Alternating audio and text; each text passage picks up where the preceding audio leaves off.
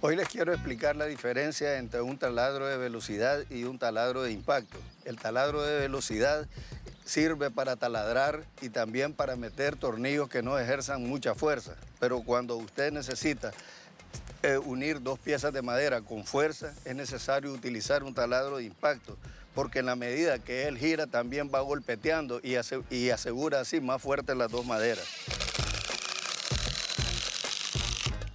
Esa es la potencia que él tiene, no tiene mucha velocidad de tal manera que adhiere perfectamente las dos piezas de madera y no rasga interiormente por la velocidad.